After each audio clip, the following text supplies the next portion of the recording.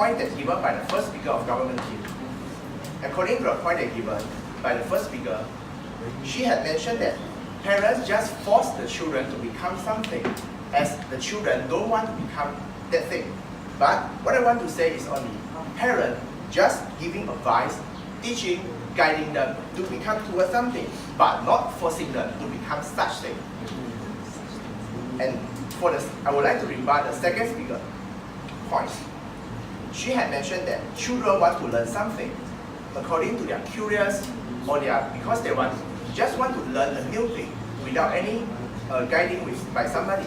Are you sure to ask the children when they just have curious to learn about smoking or taking drugs simply because just of their curious? No, you won't do it.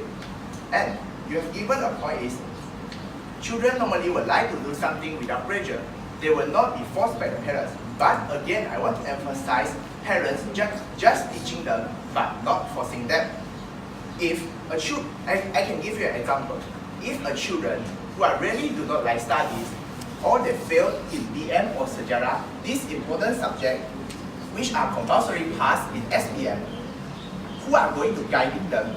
If the children just go along their way in pursuing their ambition and without have the time to study, and finally they will fail in their exam. Moving on, I would like to continue my points. My leader just now had mentioned that children was lack of experience and wisdom. So, who are having experience and wisdom? Of course, and definitely parents. So, I would like to emphasize her point by raising you another point, which is parents motivate children. Parents place the biggest influence to a child since small, simply because they are who the child is closest to since they were born.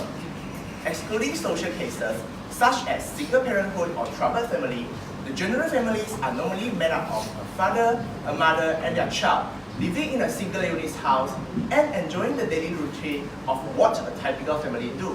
Hence, a child only has his or her parents to look up to for basic physical needs as well as emotional support.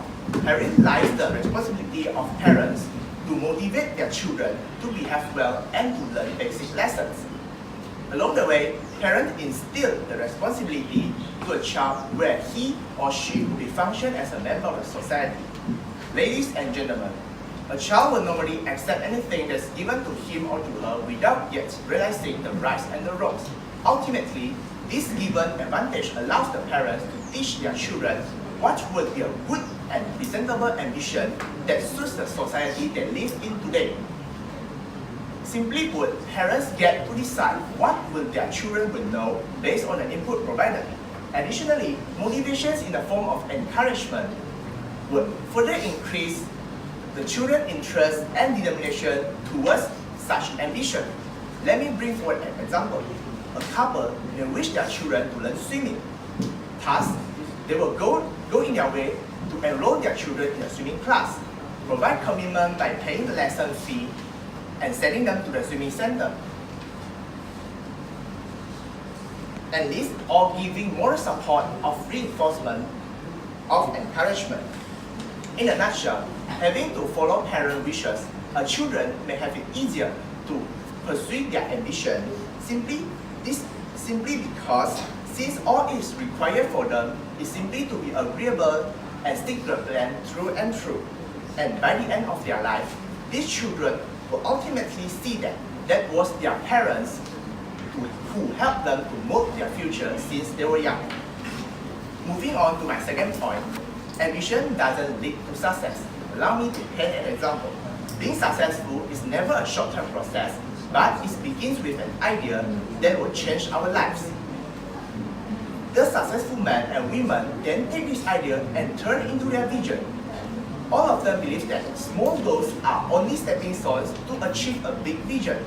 For instance, Bill Gates, who did not have a great exam score to his credit, had a vision of computer in every home across the globe. And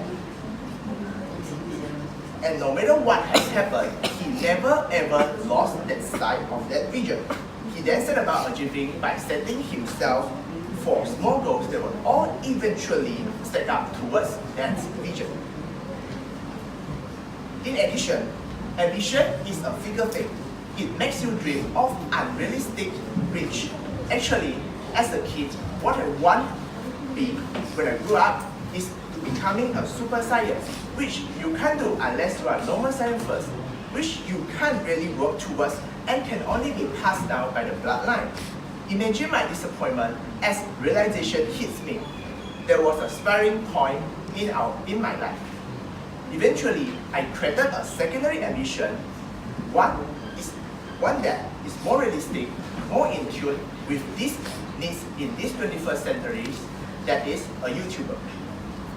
Have no worry, ladies and gentlemen, my parents will quickly and immediately disregard my dreams of running, in essence, virtual currency and put my priorities straight. And that is to be a good student and focus on my studies instead. While ambition may funnel our goal towards becoming something good, a child must first complete himself with life basic tools and skills.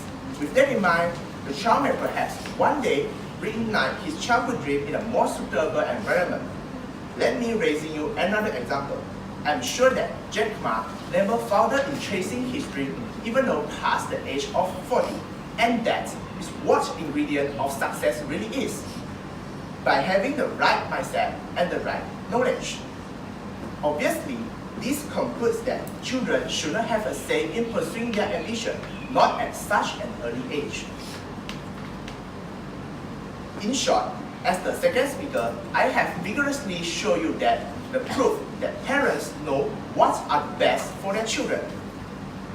They are the responsible party who will constantly support guiding their children and feed their children in their upbringing.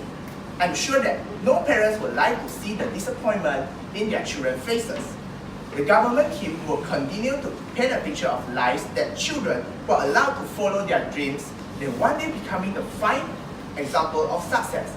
But we have proven and shown again and again the true key towards success comes from by having the right knowledge, and the right mindset. And this will only come to the children with experience and formal education, something that is non-existent and as well as at such an early age. Finally, ladies and gentlemen, again, I would like to say ambition is really a figure thing, and for the children, the ambition will often change based on whim, based on their children's mood, and based on the children's mind. Whereas for the parents, it is a long-term commitment to see their children see through formal education. Hence, we as the opposition team strongly believe that children should not have a say in pursuing their ambition. Thank you.